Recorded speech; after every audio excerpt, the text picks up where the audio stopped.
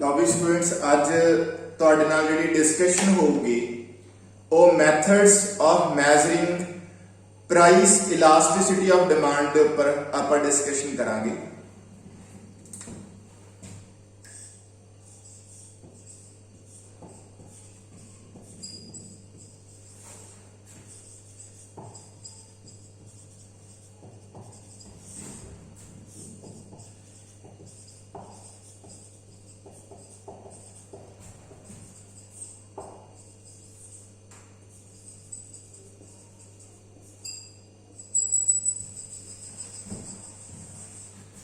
ਲਓ ਜੀ methods of measuring price elasticity of demand ਦੇ ਵਿੱਚ ਸਭ ਤੋਂ ਪਹਿਲਾਂ ਆਪਾਂ ਤੁਹਾਡੇ ਨਾਲ ਟੋਟਲ ਐਕਸਪੈਂਡੀਚਰ ਮੈਥਡ ਡਿਸਕਸ ਕਰਾਂਗੇ।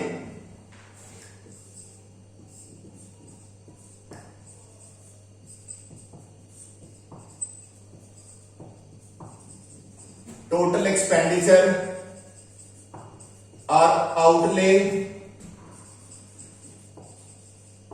मेथड, ठीक है जी।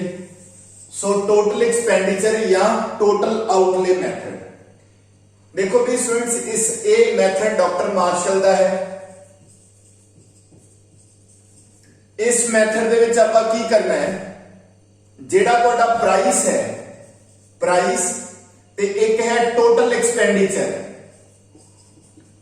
प्राइस ते टोटल एक्सपेंडिचर, ਅਸੀਂ ਇਹਨਾਂ ਦੋਨਾਂ ਦਾ ਰਿਲੇਸ਼ਨਸ਼ਿਪ ਚੈੱਕ ਕਰਨਾ ਹੈ ਔਰ ਇਹਨਾਂ ਦੋਨਾਂ ਦੇ ਰਿਲੇਸ਼ਨਸ਼ਿਪ ਦੇ ਬੇਸਿਸ ਤੇ ਡਿਕਲੇਅਰ ਕਰਾਂਗੇ ਕਿ ਇਲਾਸਟਿਸਿਟੀ ਦੀ ਜਿਹੜੀ ਵੈਲਿਊ ਹੈ ਉਹ ਕਿਸ ਤਰ੍ਹਾਂ ਦੀ ਹੋਏਗੀ। ਜਿਹੜਾ ਟੋਟਲ ਐਕਸਪੈਂਡੀਚਰ ਹੈ ਉਹ ਪ੍ਰਾਈਸ ਤੇ ਕੁਆਂਟੀਟੀ ਨੂੰ ਮਲਟੀਪਲਾਈ ਕਰਕੇ ਆਉਂਦਾ ਹੈ, ਠੀਕ ਹੈ ਜੀ। और इस कॉलम च आप इलास्टिसिटी लिखांगे, ठीक है जी। लो भी स्टूडेंट जेकर प्राइस इंक्रीज कर रहे हैं और उसकी वजह नाल टोटल एक्सपेंडिचर भी इंक्रीज कर रहे हैं, प्राइस इंक्रीज करने की वजह नाल टोटल एक्सपेंडिचर भी इंक्रीज कर रहे हैं, प्राइस फॉल दे नाल टोटल एक्सपेंडिचर भी फॉल कर रहे हैं, तो जिहड़ी इलास्टिसिटी होगी वो लेस देन 1 होगी, ठीक है जी। तो बस तुसी क्या नोटिस करना है, तुसी डायरेक्शन देखनी हैगी है। जे तो प्राइस के टोटल एक्सपेंडिचर सेम डायरेक्शन च मूव कर रहे हैं तो इलास्टिसिटी लेस देन 1 है, ठीक है जी, क्लियर। अगर इन केस क्या होता है कि मान लो सपोज प्राइस राइज कर रहे हैं या फॉल कर रहे हैं पर टोटल एक्सपेंडिचर च कोई चेंज नहीं आ रही, टोटल एक्सपेंडिचर च कोई चेंज नहीं आ रही, देन इलास्टिसिटी इक्वल्स टू 1 होगी, ठीक है। इत्थे एक गल माइंड च रखनी है कि आपां प्राइस दा टोटल एक्सपेंडिचर दे नाल जो रिलेशनशिप है उस दे बेसिस ते इलास्टिसिटी गेस कर रहे हैं। अगर प्राइस राइज करे या फॉल करे पर टोटल एक्सपेंडिचर च कोई चेंज ना आए तो इलास्टिसिटी इक्वल्स टू क्या होंदी है जी, 1 होंदी है। लास्ट केस देखो जी, अगर प्राइस इंक्रीज करे ते उसकी वजह नाल टोटल एक्सपेंडिचर फॉल कर जाए ते प्राइस फॉल करने दे नाल टोटल एक्सपेंडिचर इंक्रीज कर जाए, यानी कि दोनों की जिहड़ी मूवमेंट है वो ऑपोजिट डायरेक्शन दे विच हो रही है, ठीक है। ऑपोजिट डायरेक्शन च फ्लो कर रहे हैं दोनों, कि प्राइस ने इंक्रीज करना टोटल एक्सपेंडिचर फॉल कर रहे हैं और प्राइस से फॉल करना टोटल एक्सपेंडिचर इंक्रीज कर रहे हैं, तो इलास्टिसिटी ग्रेटर देन 1 होगी। तो जेड़ा ये टोटल एक्सपेंडिचर मेथड है ये सिर्फ इतना ही दसेगा कि इलास्टिसिटी इक्वल टू 1 होएगी, ग्रेटर देन 1 होएगी या लेस देन 1 होएगी। ये एग्जैक्ट आंसर नहीं दिंदा, एग्जैक्ट दा मतलब तुहानू ये नहीं कहेगा कि जिहड़ी इलास्टिसिटी है वो 4 है या 0.8 है, इन्हें सिर्फ इतना ही दसना है लेस देन 1, इक्वल टू 1 या ग्रेटर देन 1, ठीक है जी, क्लियर, ओके।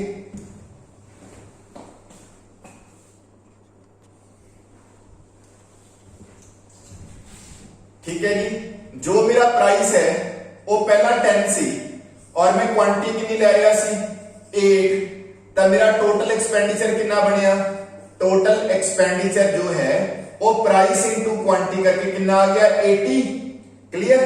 तो हुण की होया, ये पहला वाला केस है, ठीक है। हुण मैं प्राइस में इंक्रीज कर रहा, प्राइस 20 ते पहुंच गया, ठीक है जी, प्राइस राइज कर गया ऑलरेडी मेरी क्वांटिटी है वो मान लो 6 पे आ गई, ठीक है जी। और जो टोटल एक्सपेंडिचर है वो हो गया 120।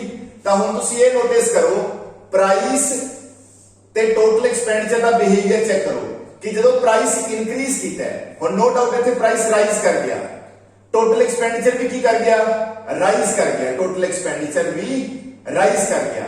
तो दसो इलास्टिसिटी कितनी होएगी? शाबाश, वेरी गुड, लेस देन 1, क्योंकि प्राइस ते टोटल एक्सपेंडिचर सेम डायरेक्शन च फ्लो कर रहे हैं। वेरी गुड, ठीक है जी। ते जे आ चीज होंगी, शाबाश,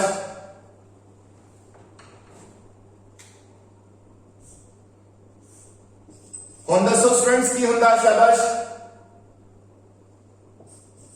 प्राइस की कर गया राइज, टोटल एक्सपेंडिचर की कर गया फॉल। हुण केड़ा केस है?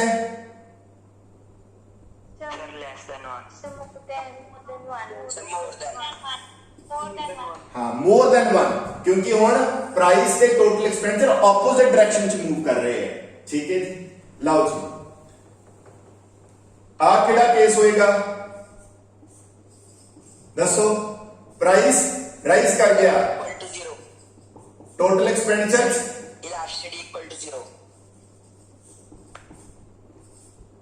इक्वल टू 1 0 नहीं, ठीक है। जो प्राइस इंक्रीज और डिक्रीज करके टोटल एक्सपेंडिचर नो चेंज आए उदों इलास्टिसिटी इक्वल्स टू 1, ठीक है।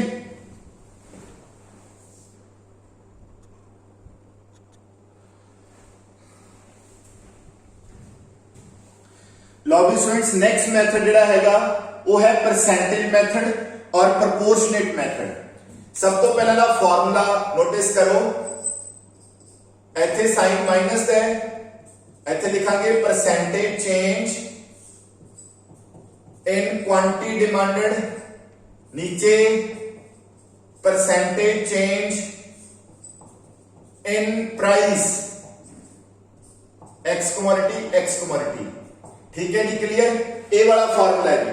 हुण JD percentage change in quantity demanded वो किवें कैलकुलेट होंदी है? देखो, percentage change in quantity demand ਨੂੰ ਕਿਵੇਂ ਕੈਲਕੂਲੇਟ ਕੀਤਾ ਜਾਂਦਾ? ਉਹਦਾ ਫਾਰਮੂਲਾ ਹੈ delta Q over Q into 100। ਸੋ ਜਿਹੜੀ ਤੁਹਾਡੀ ਚੇਂਜ ਇਨ ਕੁਆਂਟੀਟੀ ਡਿਮਾਂਡਡ ਹੈ ਉਹ ਇਸ ਤਰ੍ਹਾਂ ਕੈਲਕੂਲੇਟ ਹੁੰਦੀ ਹੈ, ਡੈਲਟਾ Q ਓਵਰ Q। ਹੁਣ ਵਾਟ ਇਜ਼ ਡੈਲਟਾ Q? ਤਾਂ ਡੈਲਟਾ Q ਦੇਖੋ ਸਟੂਡੈਂਟਸ ਕੀ ਹੈ, ਡੈਲਟਾ Q ਹੁੰਦਾ ਹੈ Q1 ਦੇ ਵਿੱਚੋਂ Q ਨੂੰ ਮਾਈਨਸ ਕਰਨਾ। So what is Q1? Q1 जेड़ा हैगा वो हैगी फाइनल क्वांटिटी, और Q है वो हैगी इनिशियल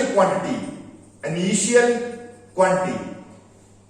जो स्टार्टिंग क्वांटिटी है दैट इज Q, और जो क्वांटिटी चेंज होके आई है दैट इज, यानी कि जो प्राइस दे चेंज होने तो बाद तुहानू शो होएगी दैट इज फाइनल क्वांटिटी। दोनों का जो डिफरेंस है दैट इज डेल्टा Q। ए होंदा परसेंटेज चेंज इन, ठीक है, क्वांटिटी डिमांड भी percentage change in quantity demand इस तरह कैलकुलेट होएगी, ठीक। हुण तुहानू मैं दसदा परसेंटेज चेंज इन प्राइस किवें कैलकुलेट होएगी। परसेंटेज चेंज इन प्राइस, जेड़ा परसेंटेज चेंज इन प्राइस है वो है delta P over P into 100। हुण what is delta P? Delta P stands for P1 minus P. What is P1? Final price. What is P? Initial price, जिन्हों आप starting price भी कह सकते हैं, ठीक है जी। तो हुण तुसीं की करो स्टूडेंट, जेड़ा फार्मूला मैं करवाया वैल्यूज पुट कर दो। एदी की वैल्यू सी delta Q over Q into 100 over percentage change in price किवें कैलकुलेट कीता? Delta P over P into 100, ठीक है जी, क्लियर। तो हुण तुसीं की करो 100 ना 100 कैंसिल कर दो, ठीक है, और इनू थोड़ा जा रीअरेंज करके लिखो delta Q over delta P into P over Q। ਤਾਂ ਆ ਤੁਹਾਡਾ ਫਾਰਮੂਲਾ ਬਣ ਗਿਆ ਜੀ। ਠੀਕ ਹੈ, ਕਲੀਅਰ। ਤੁਹਾਡੇ ਕੋਲ ਹੁਣ 2 ਫਾਰਮੂਲਾਜ਼ ਹੈ, ਚਾਹੇ ਤੁਸੀਂ ਇਸ ਫਾਰਮੂਲਾ ਦੇ ਨਾਲ ਤੇ ਚਾਹੇ ਇਸ ਫਾਰਮੂਲਾ ਦੇ ਨਾਲ ਜਿਵੇਂ ਮਰਜ਼ੀ ਇਲਾਸਟਿਸਿਟੀ ਕੈਲਕੂਲੇਟ ਕਰ ਲਓ। ਠੀਕ ਹੈ ਜੀ।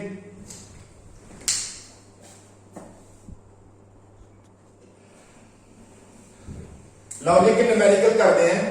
ਮੰਨ ਲਓ ਸਪੋਜ਼ ਤੁਹਾਡਾ ਸਟਾਰਟਿੰਗ ਪ੍ਰਾਈਸ ਜਿਹੜਾ ਸੀਗਾ ਉਹ 10 ਸੀ ਔਰ ਸਟਾਰਟਿੰਗ ਕੁਆਂਟੀਟੀ ਜਦੋਂ ਪ੍ਰਾਈਸ 10 ਸੀ ਤਾਂ ਤੁਸੀਂ 20 ਯੂਨਿਟ ਲੈ ਰਹੇ ਸੀ।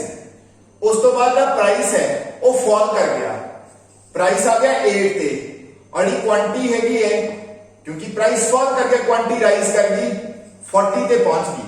ਤਾਂ ਹੁਣ ਤੁਸੀਂ ਇਲਾਸਟਿਸਿਟੀ price elasticity of demand calculate ਕਰਨੀ ਹੈ। ਤਾਂ ਉਹਦੇ ਲਈ ਸਭ ਤੋਂ ਪਹਿਲਾਂ ਤੁਸੀਂ ਡੈਲਟਾ P ਕੈਲਕੂਲੇਟ ਕਰੋ। ਕੀ ਫਾਰਮੂਲਾ ਹੁੰਦਾ ਹੈ? P1 - P -2, क्योंकि 8 - 10 -2। फिर डेल्टा Q कैलकुलेट करो, Q1 - Q कितना आ गया 20। उस तो बाद सबको फार्मूला की है minus as it is delta Q over delta P into initial price over initial quantity minus delta Q की वैल्यू कितनी है 20, डेल्टा P की वैल्यू -2 और initial price is 10, initial quantity is 20। ठीक है जी, क्लियर। आप कैंसिल कर दो जी सारा। ठीक, कितना आंसर आओ शाबाश दसो भी कितना 5। ठीक है जी, क्लियर। आंसर कितना आया जी 5। ठीक है, ओके डन। तेरा मतलब ਜਿਹੜੀ ਲਾਸਟ ਉਹ ग्रेटर देन क्या हैगी है 1। ਜਿਹੜਾ ਇਹ ਵਾਲਾ ਮੈਥਡ ਹੈ ਨਾ ਜੋ ਸੁਣ ਮੈਂ ਹੁਣ ਕਰਾਇਆ ਇਹ ਤੁਹਾਨੂੰ ਐਗਜ਼ੈਕਟ ਆंसर ਦਿਆ ਕਰੂਗਾ, एग्जैक्ट आंसर कैलकुलेट करके दूंगा कि आंसर 4 आऊगा, 3 आएगा, 1 आएगा, 0.8 आएगा, 0.6 आएगा, वटएवर। ठीक है जी, क्लियर। ਤੇ ਜਿਹੜਾ ਅਸੀਂ ਇਹ ਮਾਈਨਸ ਦਾ ਸਾਈਨ ਲਗਾਉਣੇ ਆ ਨਾ ਇਹ ਇਸੇ ਵਜ੍ਹਾ ਕਰਕੇ ਲਗਾਉਣੇ ਆ ਕਿ ਪ੍ਰਾਈਸ ਤੇ ਕੁਆਂਟੀਟੀ ਚ ਇਨਵਰਸ ਰਿਲੇਸ਼ਨਸ਼ਿਪ ਹੈ। ਜਦੋਂ ਵੀ ਤੁਸੀਂ ਤੁਹਾਡੇ ਕੋਲ ਜਾਂ ਤਾਂ ਡੈਲਟਾ P ਦੀ ਵੈਲਿਊ 네ਗੇਟਿਵ ਆਏਗੀ ਜਾਂ ਡੈਲਟਾ Q ਦੀ ਵੈਲਿਊ 네ਗੇਟਿਵ ਆਏਗੀ, ਉਹ ਵਾਲਾ ਮਾਈਨਸ ਦਾ ਸਾਈਨ ਇਸ ਨਾਲ ਕੀ ਹੋ ਜਾ ਕਰੇਗਾ कैंसिल हो जाया करेगा और ਤੁਹਾਡੇ ਕੋਲ ਨੈਚੁਰਲੀ ਹੈ ਜਿਹੜਾ ਆਨਸਰ ਆਇਆ ਕਰੇਗਾ 1 2 3 ਜੋ ਵੀ, ਤਾਂ ਤੁਸੀਂ ਉਸ ਨੂੰ ਫਿਰ ਇੰਟਰਪ੍ਰੀਟ ਕਰ ਲਓ। ਜਿਵੇਂ ਕਿ ਹੁਣ ਆਪਾਂ ਆਪਣਾ ਆਨਸਰ 5 ਆ ਗਿਆ। ठीक है जी, क्लियर। और आप की इंटरप्रिटेशन की है, इंटरप्रिटेशन की कि इलास्टिसिटी ग्रेटर देन क्या है ये 1 है। ओके,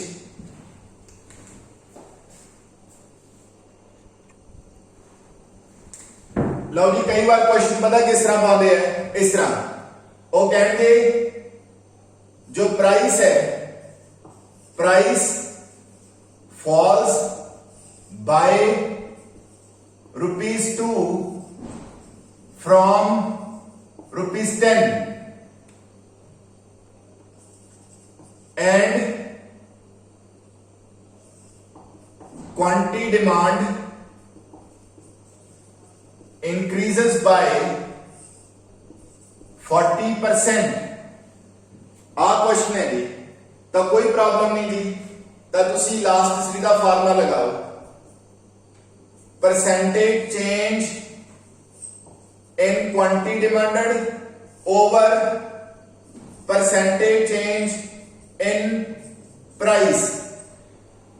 quantity demands कितनी चेंज आई है लिखा हुआ है increases by का मतलब कि जेडी थोड़ी क्वांटिटी है वो 40% ਦੇ ਨਾਲ ਉਹ चेंज आई है, इंक्रीज हुई है, इस करके साइन जेड़ा हैगा वो माइनस का नहीं लगावांगे, मतलब कहने तो भाव 40% एज इट इज लिख दो। ठीक है, और no doubt percentage change in price किਵੇਂ निकलूगा, परसेंटेज चेंज इन प्राइस ਆਪਾਂ निकालांगे delta P over P into 100 करके। ठीक है जी, क्योंकि ये क्वेश्चन थोड़ा डिफरेंट टाइप का हैगा इस करके। लो जी इतने स्टूडेंट एक गल का ध्यान रखियो, मैनू ऐ दसो मेरा इनिशियल प्राइस कितना है, शाबाश P की वैल्यू कितनी है 10, डेल्टा P की वैल्यू कितनी है,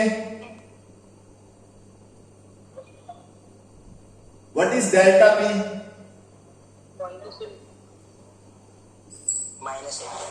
वेरी गुड जी, -2, क्योंकि बाय लिखे ना, प्राइस फॉल्स बाय का मतलब कि 2 रुपए ना फॉल कर गया, जो डेल्टा पी की वैल्यू है।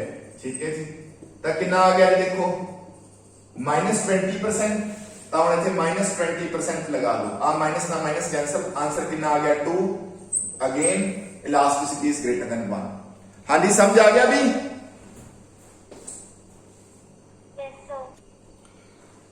लो भी स्टूडेंट्स, अगला हैगा ज्योमेट्रिक मेथड या पॉइंट मेथड। ये उदों यूज करते हैं ਅਸੀਂ ਜਦੋਂ प्राइस ਵਿੱਚ ਹੋਣ ਵਾਲੀ ਚੇਂਜ ਵੈਰੀ ਸਮਾਲ ਹੋਏ। ਇਹ ਕਿਵੇਂ ਕੰਮ ਕਰਦਾ ਹੈ? ਇਹਦੇ ਲਈ ਸਟੂਡੈਂਟਸ ਆ ਚੀਜ਼ ਹੁੰਦੀ ਹੈ, ਆਪਾਂ ਇੱਕ ਲੀਨੀਅਰ ਡਿਮਾਂਡ ਕਰਵ ਲੈ ਰਹੇ ਹਾਂ। ਲੀਨੀਅਰ ਡਿਮਾਂਡ ਕਰਵ ਦਾ ਮਤਲਬ ਤੁਹਾਡੇ ਕੋਲ ਇੱਕ ਬਿਲਕੁਲ ਇਸ ਤਰ੍ਹਾਂ ਦੀ ਡਿਮਾਂਡ ਕਰਵ ਹੈ ਜਿਹੜੀ ਬਿਲਕੁਲ ਸਟ੍ਰੇਟ ਹੈ। ਇਧਰਲੀ ਸਾਈਡ ਪ੍ਰਾइस है, इस साइड क्वांटिटी डिमांड है। आ ਤੁਹਾਡੀ डिमांड कर्व है, this is the demand curve. जानबूझ के टच करवा रहे हैं। आ पॉइंट ਤੁਹਾਡਾ M है और दिस इज द N। ठीक है, पॉइंट मेथड ਦੇ ਵਿੱਚ ਕੀ ਹੁੰਦਾ ਹੈ ਕਿ ਤੁਸੀਂ ਜਿਹੜੀ डिमांड कर्व है ਉਹਦੇ ਕਿਸੇ ਵੀ ਪੁਆਇੰਟ ਤੇ ਇਲਾਸਟਿਸਿਟੀ ਮੈਜ਼ਰ ਕਰਨੀ ਹੈ। ਸਪੋਜ਼ ਕਰੋ ਤੁਸੀਂ ਇਸ डिमांड कर्व ਦੇ ਇਸ ਪੁਆਇੰਟ ਤੇ ਇਲਾਸਟਿਸਿਟੀ ਮੈਜ਼ਰ ਕਰਨੀ ਹੈ। ਤੁਸੀਂ ਜਿਸ ਪੁਆਇੰਟ ਤੇ ਇਲਾਸਟਿਸਿਟੀ ਮੈਜ਼ਰ ਕਰਨੀ ਹੈ ਨਾ, ਉਹਦੇ ਨਾਲ ਕੀ ਹੋਊਗਾ, ਜਿਹੜਾ ਉਹ ਪੁਆਇੰਟ ਹੋਊਗਾ ਉਹ ਪੁਆਇੰਟ डिमांड कर्व ਨੂੰ 2 ਪਾਰਟਸ ਚ ਡਿਵਾਈਡ ਕਰ ਦੂਗਾ। ਇੱਕ ਉਹਦਾ ਲੋਅਰ ਪਾਰਟ ਯਾਨੀ ਕਿ ਆਹ ਵਾਲਾ, ਇੱਕ ਉਹਦਾ ਅਪਰ ਪਾਰਟ। ठीक है, this is called upper segment, this is called lower segment. यानी कि जिस पॉइंट के तुसी इलास्टिसिटी मेजर करोगे वो पॉइंट डिमांड कर दे 2 पार्ट कर दूंगा, एक ਉਹਦਾ ਉੱਪਰਲਾ ਹਿੱਸਾ, ਇੱਕ नीचे वाला हिस्सा। डन। ਤੇ ਫਿਰ इलास्टिसिटी ਨੂੰ मेजर करना तरीका की है कि elasticity is equal to lower segment of demand curve over upper segment of demand curve। आ तरीका है जी, यानी कि वेरी सिंपल लैंग्वेज कि AN over AM। so this is the, ठीक है, फॉर्मूला। तो हम स्टूडेंट तुसी बस की करना है, लोअर सेगमेंट ਨੂੰ ਤੇ अपर सेगमेंट ਨੂੰ कंपेयर करो। ठीक है, ਉਸ ਤੋਂ ਤੁਹਾਨੂੰ ਇਲਾਸਟਿਸਿਟੀ ਦਾ ਪਤਾ ਚੱਲਦਾ ਰਹੇਗਾ। ਜਿਵੇਂ ਕਿ ਮੈਂ ਤੁਹਾਨੂੰ ਇੱਥੇ ਕਰਕੇ ਦਿਖਾਉਣਾ, ਦੇਖੋ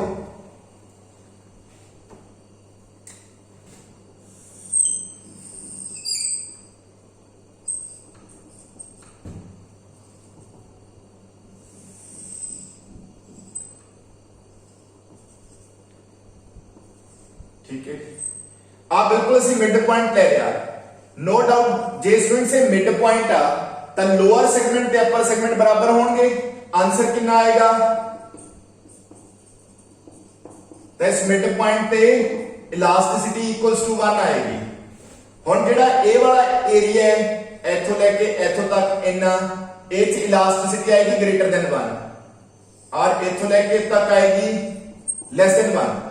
क्योंकि कोई भी पॉइंट जेड़ा कि A तो ऊपर होएगा, उथे लोअर सेगमेंट इस एरिया च क्या होएगा, जेड़ा साडा लोअर सेगमेंट आ वो ग्रेटर देन होएगा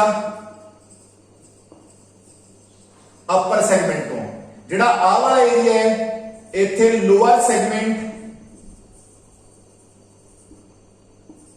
लेस देन होएगा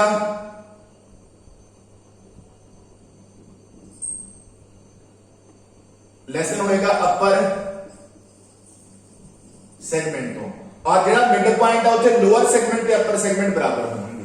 ठीक है जी, जेड़े बिल्कुल आ वाले पॉइंट है इस पॉइंट पे इलास्टिसिटी होएगी इन्फिनिटी, बिल्कुल इस पॉइंट पे, और ए वाला पॉइंट है इथे इलास्टिसिटी होएगी 0। क्यों? क्योंकि इस पॉइंट पे की है अपर सेगमेंट तो है ही नहीं, सारा लोअर सेगमेंट है। इट मींस MN over 0, क्योंकि अपर सेगमेंट नहीं है उन्हें 0 मान लिया आप, आंसर इन्फिनिटी आएगा। इस case lower segment is 0 and upper segment is MN, answer is 0। ठीक है जी, इट्स ओवर भाई।